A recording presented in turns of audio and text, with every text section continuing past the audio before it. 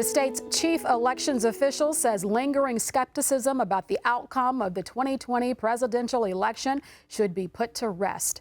Republican Kentucky Secretary of State Michael Adams dropped by our studios today to discuss recent actions by the Trump administration to seize ballots in Georgia, the president's push to nationalize elections and take over the voting process, and if those actions are sowing skepticism about the integrity of the midterm elections this year. Here's part one of my interview with Secretary Adams. Secretary Michael Adams, thank you so very much for your time. Thanks. Great to be back. I want to talk to you about some recent developments in the news, perhaps a re-litigation of the 2020 presidential election. As you very well know, the FBI seizure of Georgia ballots, Fulton County in particular, of those 2020 presidential ballots. What are your thoughts about that action, and are you concerned that that is precedent setting in any way for future actions like that, and that could even impact Kentucky? Well, I don't have any inside information about it. I assume that they got a warrant and therefore a judge looked at this objectively and signed off on it. I hope that it's not precedent, though, in other litigation. So there's 24 states, I think, right now that are in litigation with the Department of Justice for whether they turn over voters' personal information to the department attached to the voter rolls. To the extent that that is used against any of those states or against our state, I'd be very concerned about that. But I think if they were going to do that, they would just do it. Why are we still talking about the 2020 presidential election? I'm not. I know you're not, but Yeah. I'm sure you're asked about this when you make lots of appearances. Sure. What do you say to voters who are still, Kentucky voters who are concerned about the integrity of the 2020 election? I think it's time to move on, personally. But I've said for years, I think that the election is over and the president was sworn in. Joe Biden won the election, and it's time to focus on the current reality. Because there's not a conversation about the 2024 election results, correct? Not that I've heard, no. Let's talk about some action that has impacted Kentucky. Last year, you did receive a request from the DOJ about voter registration data. What were you mandated to turn over and comply with? And is the law very clear about what you're supposed to submit to the DOJ? Well, the law's clear about some things. It is clear that any citizen of the United States can request our voter rolls. Any citizen of Kentucky certainly can. And it's very normal for those requests to come. When I ran for office, I wanted the voter file. I wanted to find out how to reach voters so I could campaign. The parties get it. The special interest groups, the PACs, we all get it. It's a public document. Mm-hmm. Federal law says not just any voter in Kentucky or any citizen here, but any citizen in the country is entitled to request it and receive it. That's crystal clear federal law from 1993. So obviously, if the AG asks for that, we're going to cooperate. We're going to provide that.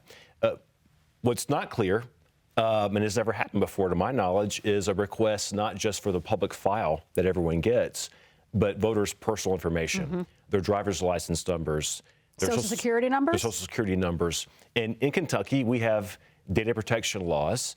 We have limits on the government's ability to release people's private information.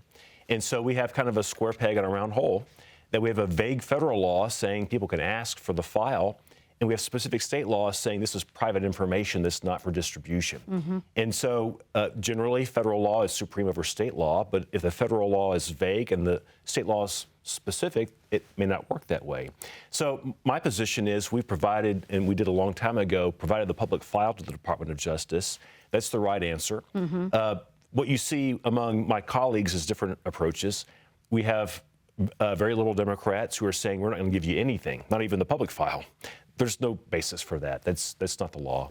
We also have Republicans on the other side who have just given up everything.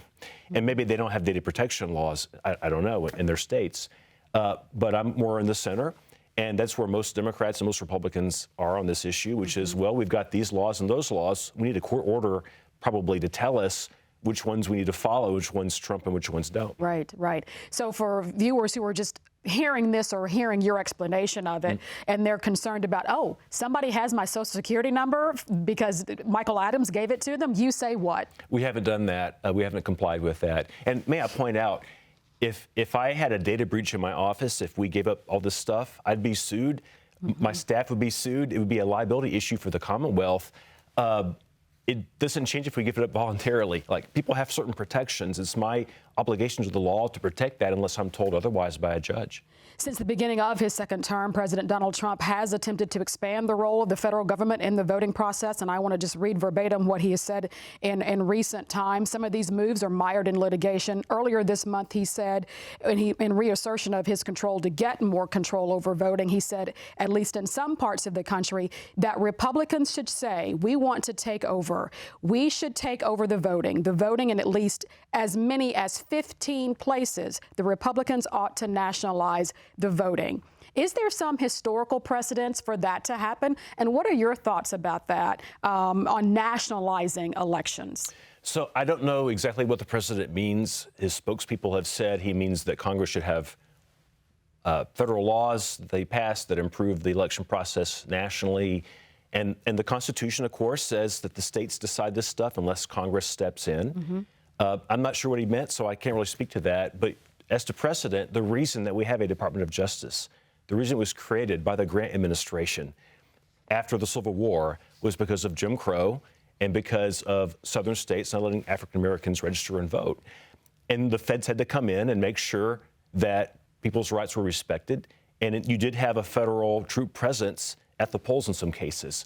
So I don't want to say there's no precedent. Obviously, the precedent rationale is a little different. Right. Here's my view. We've shown the world how well we can run our elections. We've shown that we can do this in a respectable way that enfranchises people, that expands access, that tightens security, that has mass support from all sides of the political spectrum. We got this. We don't really need the help of some bureaucracy in Washington. Do you think all of these conversations, all of these actions by the White House, by the Trump administration, is sowing seeds of doubt about the integrity of the midterm elections? I don't think, I don't know whether it's having that effect. I've not seen any effect of that. I will say that at the grassroots level, in my perspective, it's not really catching on. A lot of the heat that I've been getting for years and years has really kind of dissipated the last couple of years. I don't know if that's the intent. It's not the effect at this point. I'll have more of my interview with Secretary Michael Adams tomorrow when we discuss his position on open primaries, challenges in recruiting poll workers, and what his political future could hold after he finishes his second and final term next year. All of that tomorrow night on Kentucky Edition.